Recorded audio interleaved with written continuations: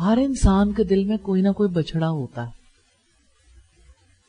کوئی نہ کوئی اس کی زندگی میں سب سے زیادہ قیمتی چیز ہوتی ہے۔ آئے آج کوشش کرتے ہیں کھوج لگانے کی، اور آج دعا کرتے ہیں اور آج ارادہ کرتے ہیں جس کو اللہ تعالیٰ نے سب سے زیادہ قدر و قیمت والا کہا، جس کو رسول اللہ نے اپنی زندگی میں سب سے زیادہ قدر و قیمت والا جانا، جس کے گرد زندگی گھمائی اپنے اصحاب کی، ہم نے بھی اسی کو قدر و قیمت والا بنانا ہے۔ بنائیں گے انشاءاللہ۔ چلو یہ بتائیے آپ کی زندگی میں سب سے زیادہ قیمتی چیز کیا ہے؟ وقت ہے۔ اچھا، کوئی اور کسی کی زندگی میں وقت کے علاوہ کوئی چیز قدر و قیمت کی حامل ہو؟ اچھا، قرآن ہے۔ کوئی اور بتانا چاہے؟ جی بیٹا جی، سکون ہے۔ اچھا ٹھیک ہے، کوئی اور بتانا چاہے؟ اچھا، زندگی قیمتی ہے۔ جی، میں آج سوچ رہی تھی کہ انسان قیمتی چیزوں کی تو حفاظت کرتا ہے نا، تو جب کسی چیز کی قدر و قیمت کا احساس نہیں ہوتا، اس کے لیے کوئی چیز قیمتی نہیں ہوتی، تو وہ اس کی حفاظت بھی نہیں کرتا۔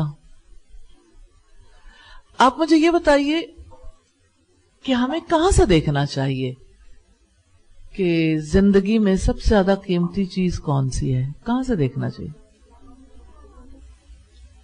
جی، کتاب اللہ و سنتی۔ کتاب اللہ و سنتی۔ تو ہم ہیومن لیول پہ ڈسکس کر سکتے ہیں کہ پھر ہمیں کیا کرنا ہے۔ تو اللہ تعالیٰ کی کتاب، رسول اللہ کے طرز عمل سے ہم جب دیکھتے ہیں کیا چیز سب سے زیادہ قیمتی تھی، کتاب اللہ کیا کہتی ہے، کیا چیز قدر و قیمت کی حامل ہے، تو زندگی میں سب سے زیادہ قدر و قیمت والی چیز کیا ہے؟ جواب دہی کا احساس، ڈر نہیں لگتا جواب دہ ہونے سے؟ قیمتی، اس میں کوئی شک نہیں، بہت قدر و قیمت والا ہے۔ سب سے زیادہ کون سا ہے؟ جی، میں آپ کو بتاؤں، یہ چینج جو نہیں آتی نا، یہ اس وجہ سے نہیں آتی کہ جو چیز چاہیے، جو سب سے زیادہ قدر و قیمت والی، اس کا آپ کو شعور نہیں ہے۔ اگر شعور ہوگا آپ اس کے لیے ایفرٹ کریں گے، لیکن آپ دیکھیں آپ کے دل میں کوئی اور چیز قدر و قیمت والی ہے۔ جیسے آپ دیکھیے بنی اسرائیل کے دل میں سب سے زیادہ قدر و قیمت والی چیز کیا تھی؟ بچڑا۔ تو ہر انسان کے دل میں کوئی نہ کوئی بچڑا ہوتا ہے، کوئی نہ کوئی اس کی زندگی میں سب سے زیادہ قیمتی چیز ہوتی ہے۔ آئے آج کوشش کرتے ہیں کھوج لگانے کی، اور آج دعا کرتے ہیں اور آج ارادہ کرتے ہیں، کریں گے جس کو اللہ تعالیٰ نے سب سے زیادہ قدر و قیمت والا کہا، جس کو رسول اللہ نے اپنی زندگی میں سب سے زیادہ اہمیت دی، قدر و قیمت والا جانا، جس کے گرد زندگی گھمائی اپنے اصحاب کی، ہم نے بھی اسی کو قدر و قیمت والا بنانا ہے۔ بنائیں گے پکی بات؟ کون زیادہ کوشش کرے گا؟ انشاءاللہ۔ چلو اچھا، چلے مجھے یہ بتائیں، میں ایک اور اینگل سے پوچھتی ہوں، تھوڑا سا اور غور کر لیں۔ دیکھیں، جب سب لوگ ہم حشر کے میدان میں ہوں گے، آپ کو پتہ ہے زیادہ وقت نہیں رہ گیا۔ آپ مجھے یہ بتائیں، حشر کے میدان میں جب سب پہنچیں گے، کامیاب کون ہوگا؟ قرآن کیا کہتا ہے، کون لوگ کامیاب ہوں گے؟ ایمان۔ آپ دیکھیں، ویسے ہم دعوے بہت کرتے ہیں، لیکن اس کو وہ ویلیو نہیں دیتے جو دینی چاہیے۔ پتہ چلا ہمیں آج کی ڈسکشن سے کہ سب سے زیادہ قدر و قیمت والی چیز آپ کے نزدیک ابھی تک ایمان نہیں بنی، ابھی تک ایسا ہے نا؟ یہ بات دل میں ذہن میں نہیں آ پائی کہ ایمان ہی لوگوں کے درمیان فرق کرے گا، ایمان والے جنت میں جائیں گے، باقی چیزیں اس کے ساتھ ہیں، نماز بھی، تقوی بھی، باقی چیز سب، یہ جتنی باتیں کہی ہیں سب، میں نے پوچھا تھا سب سے زیادہ قدر و قیمت والی چیز حیات میں کیا ہے جس کی حفاظت کرنی ہے؟ وہ ایمان ہے۔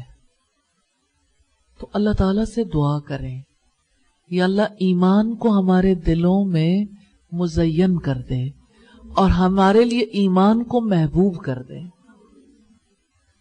کیا آپ کو پتا ہے ایمان کی قدر و قیمت پہچاننا کتنا زیادہ ضروری ہے؟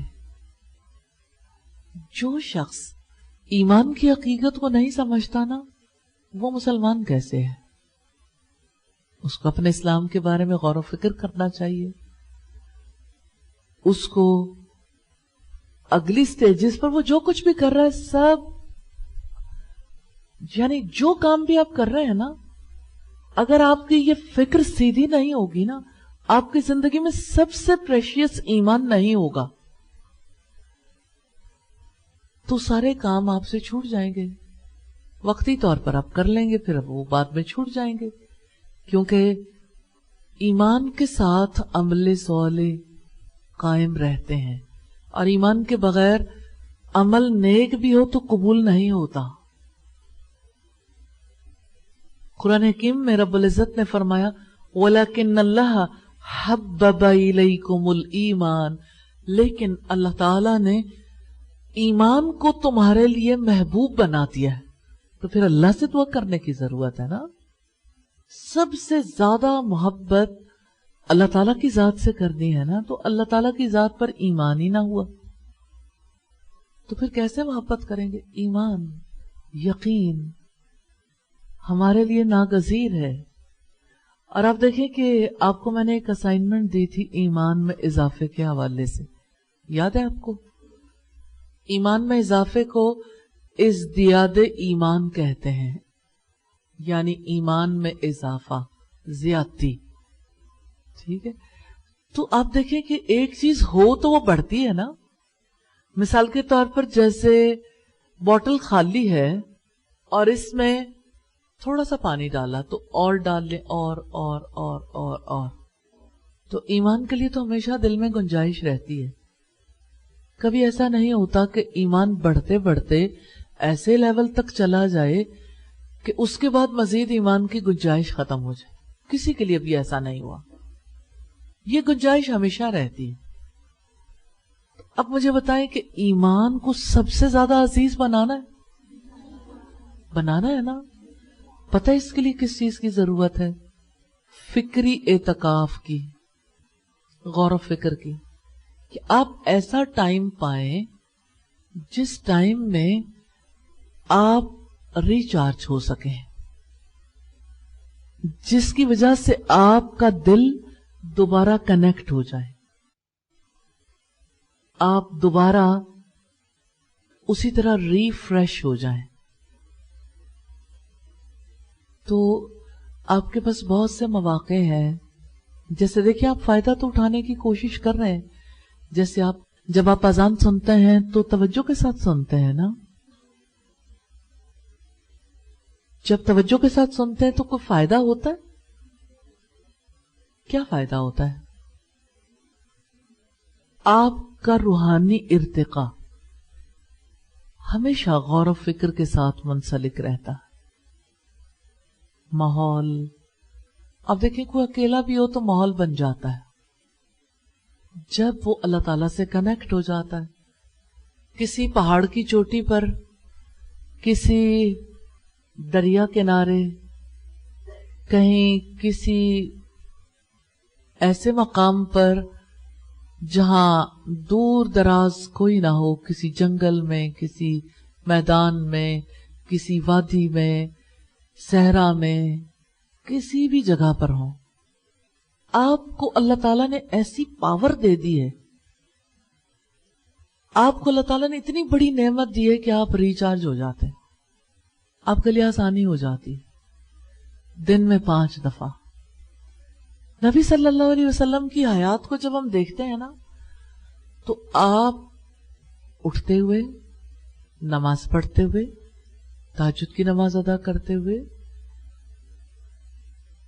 और नमाज से भी पहले मिसवाक करते हुए, और फिर वुजू करते हुए, फिर इसी तरह से नमाज अदा करते हुए, फिर जब तहज्जुद की नमाज अदा कर लेते हैं ना आप, तो आप थोड़ी देर के लिए लेट जाते थे। एक बार फिर फिक्री एतकाफ का मौका है। सुकून जब तक ना आए गौर फिक्र नहीं होता। भीड़ में आप गौर फिक्र नहीं कर सकते, चाहे ख्यालात की भीड़ हो, चाहे इंसानों की भीड़ हो। और इसी तरह से आप सल्लल्लाहु अलैहि वसल्लम जब फजर की नमाज के लिए जाते थे तो सारे सहाबा एक कैफियत में आ जाते थे। आप तिलावत करते थे, उस तिलावत की वजह से सबके अंदर ईमान बढ़ता था। इस दियादे ईमान का बायस है ना, नमाज भी, जिक्र भी, गौर फिक्र भी। फिर इसी तरह से आप साहबे कराम से पूछते थे, आप ये बताओ आज रात क्या ख्वाब देखा फजर के बाद। फिर गौर फिक्र करने का मौका मिलता था, लोगों के साथ मामला करते हुए, उनको उनकी ख्वाबों की ताबीर देते हुए। फिर आप घर चले आते, और घर में आके भी आप सल्लल्लाहु अलैहि वसल्लम की हयात में एक चीज आप बड़ी कॉमन देखेंगे, गुफ्तगू हो या खामोशी, चलना फिरना हो या बैठना, सोना हो या जागना, लोगों के दरमियान हो या अकेले, हर जगह आप पुरसुकून रहते थे। इंसान पुरसुकून कैसे रहता है? क्या आप जानते हैं पुरसुकून होने का राज क्या है? कॉन्शियसनेस।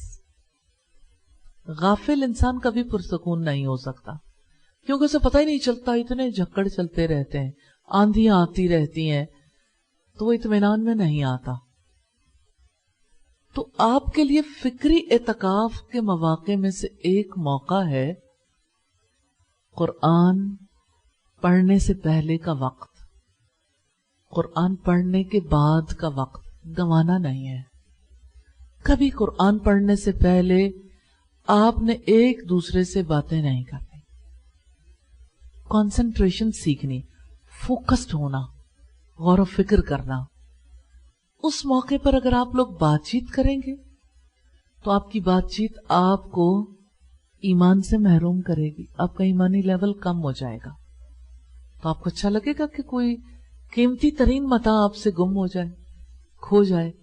आप सोचें कि अचानक किसी को पता चले कि उसके घर किसी ने डाका डाला है और सब कीमती अशिया ले गए हैं, तो उसकी क्या कैफियत होगी? जितनी ज्यादा कदर कीमत की चीजें गई होंगी वैल्यूएबल, उतना ज्यादा उसे परेशानी होगी ना। तो जिसका ईमान कम हो रहा हो उसे एहसास ही ना हो। यह एहसास इसलिए नहीं होता कि ईमान को कदर कीमत वाला नहीं जाना, रिलेशन कायम नहीं किया कि इससे मेरा ईमान कम होगा। ईमान के मौके पर यह बेईमानी है, ये ईमान में कमी का मामला है कि इंसान इधर उधर की बातचीत करे। देखिए, आप थकावट दूर करने के लिए बातचीत का हरबा इस्तेमाल करते हैं, किसी न किसी से कुछ कह दें, कर लें, और कुछ नहीं तो कुछ ना कुछ। ऐसे ही जैसे आप किसी भी एनिमल को देखें ना, वो बाउला हुआ फिरता है, उसे समझ नहीं आती, इधर उधर सर मारता है। बिल्ली को देख लें, घरों में पालतू जानवरों को देख लें। आप मुर्गी को देखते हैं कभी? मुर्गियां जब उन्हें कुछ समझ नहीं आता तो वो कुक कुक कुक कुक करना शुरू कर देती हैं। तो मुर्गियां नहीं बनना, ह्यूमन लेवल पे जीना। नबी सल्लल्लाहु अलैहि वसल्लम की हयात में आपको भी थकावट होती थी, आपके लिए भी उसी तरह से मुशक्कत वाला वक्त आता था, लेकिन आप सुकून के लिए अल्लाह ताला के साथ अपने आप को कनेक्ट कर लेते। दुआ, जिक्र, खामोशी। नबी सल्लल्लाहु अलैहि वसल्लम ने फरमाया, मेरी खामोशी गौर फिक्र की खामोशी हो और मेरी गुफ्तगू जिक्र इलाही की गुफ्तगू हो। ये आज आप अपने लिए उसूल बनाए, रसूलुल्लाह सल्लल्लाहु अलैहि वसल्लम की सुन्नत पे अमल करना है। मेरी गुफ्तगू जिक्र इलाही की गुफ्तगू हो اور میری خاموشی غور و فکر کی خاموشی ہو. کتنے لوگ اس پر عمل کرنا شروع کریں گے انشاءاللہ؟ انشاءاللہ. تو یہ کرنے والا کام ہے. ٹھیک ہے. تو آئندہ فکری اعتکاف کے موقع کو کھونا نہیں ہے. جس موقع پہ آپ نے خاموش رہنا ہے، جس موقع پہ آپ نے اللہ تعالیٰ کو یاد کرنا ہے، جس موقع پہ آپ اللہ تعالیٰ کا کلام پڑھنے جا رہے ہیں نا، ہم کلام ہونے جا رہے ہیں. سوچیں کہ اللہ تعالیٰ حضرت موسیٰ اور حضرت ہارون کو بھیجتے ہیں فرعون کے دربار میں، تو انہیں کیا حکم دیتے ہیں؟ وَلَا تَنِيَا فِي ذِكْرِي، میرے ذکر میں کمی نہ کرنا. حالانکہ سامنے فرعون ہے. کسی بادشاہ کے سامنے جا کے بھی اپنے رب کو یاد کرنا ہے تو رب کے سامنے جا کے رب سے ہم کلام ہوتے وقت تو زیادہ یاد کرنے کی ضرورت ہے. یاد کریں گے نا؟ اب دھیان رکھیں گے نا؟ انشاءاللہ آج کے بعد کوئی خطا نہیں کرے گا انشاءاللہ. قرآن پڑھنے سے پہلے چاہے کوئی بھی کلاس ہو، آپ کی کوئی کلاس ختم ہوئی ہے، آپ یہ طے کر لیں قرآن پڑھنے سے پہلے آپ نے کوئی بات نہیں کرنی. جو چند منٹ آپ کو آئیں گے، 1 2 3 کبھی نہیں بھی آتا، وہ ٹائم اللہ تعالیٰ سے کنیکٹ ہونے کا ہے، دعا کرنے کا ہے. دعا کریں گے نا انشاءاللہ؟ انشاءاللہ.